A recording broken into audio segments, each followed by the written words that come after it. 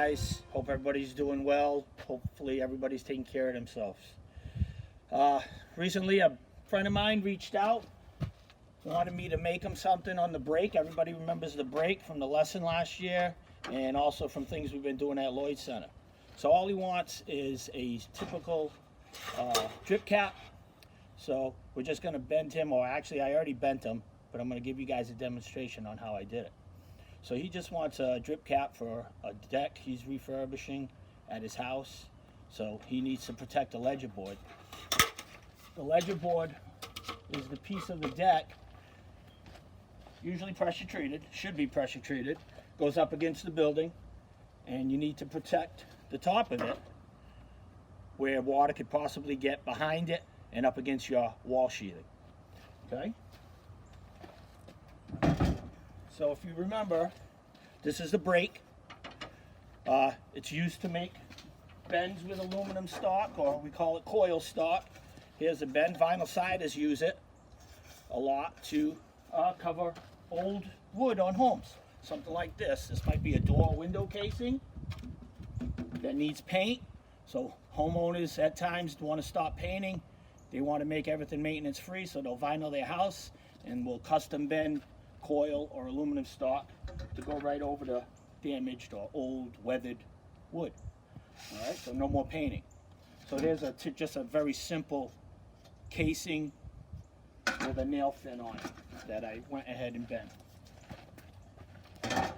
Okay, so I'll remind you guys about the parts of a brake. Here's a brake. It's about 10.5 feet long, so you can bend pieces up to 10.5 feet long. All right, Dom, my son's holding a camera for me. We have a bending edge, which is here, and that's the part I lift when I make my bends on the aluminum. And then we have our vice edge. This is the handle to lock down that vice edge, and these are the handles to bend our stock. Okay, Dom, want to go back? Thanks, buddy. So if you remember, when we did the lesson, if I make a lot of, come in for me, Dom. If I'm going to do a lot of bends, I always make a template out of my used or old coil stock. So, simple, I lay it out. That way I can transfer it to my aluminum. Right here. And I put some simple symbols to help remind me of how I need to bend it. Okay, so this is Z-bend, is a very simple bend. I got one bend that I got to make on the face, one bend I got to make on the back, and then this is my mark that I'm going to cut the coil to get my desired width. All right, so simple bends, simple symbols. You can do whatever you want. You can letter it, doesn't matter. But this will help me lay out my pieces right here. Come right here, Don. I transfer my layout, and I like to lay out the pieces before I stop bending so I don't have to keep stopping. All right? Now, on every piece, there's a back side, which will have most of my bends, and a face side. All right? Now, typically, we wouldn't mock up our coil stock and write all over it, but for demonstration purposes, I will. All right? You can see on both sides of my piece, I have my layout, and also on the face side. So the face side, I just lay out the face bends, and my symbol for face bends are a circle around my mark. Okay? So what the template will do is it'll speed up the process of laying out, especially when you have to do a lot of them, and you'll be more accurate. All right? So on my template, on my last mark there, I put a second line, and that's where I'm going to cut my stock, because this is wider than what I need. So I'm going to cut it on that mark. So I'm going to start out on my back side. This is just a series of bends, 90-degree bends. All right, I'm going to put it in. Dom, if you want to come around, you can show everybody how I'm going to hold it to the marks. All right, so I'm going to bring in my piece. Get it close, bring down the vice edge. I'm going to put my marks to the vice edge. Once I get it, I'm going to lock it down. Okay? With your utility knife, the way you cut aluminum is you score it, you bend it, and it'll pretty much snap off. All right, so I got my utility knife.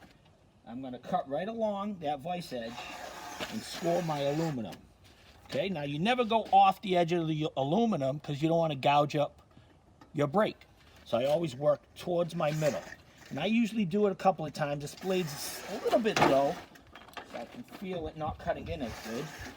So I'm going to make an extra pass. Again, I just work towards the middle and overlap.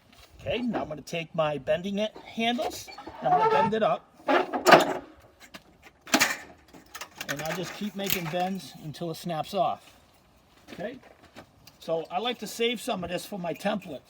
So I won't necessarily throw this away, but I got a lot of it, so I don't need it.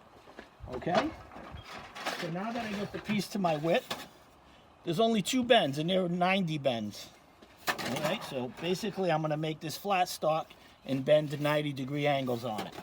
So I'm going to go on the back side to my first back bend. You can see there's no symbol. Okay, the symbol on my face side bend, but not the back side bend. So I'm going to hold it to that mark. Once I get it to where I want, and it's important to be accurate, especially when your aluminum has to overlap. You got a long series of bends, or a long wall that you got to make a series of bends for, and the pieces overlap. They have to be accurate, or else it's not going to look good when you overlap the pieces. Okay, so I'm going to lock it down, and I'm going to go to 90. I'm actually going to bend past 90 because the piece is going to flex back. Okay, you can see it's slightly past 90.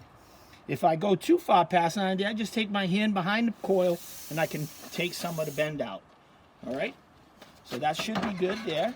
Now I'm going to flip it to my face side because that's my next bend. I'm going to lock it down. Same process, hold it nice and accurate to my marks.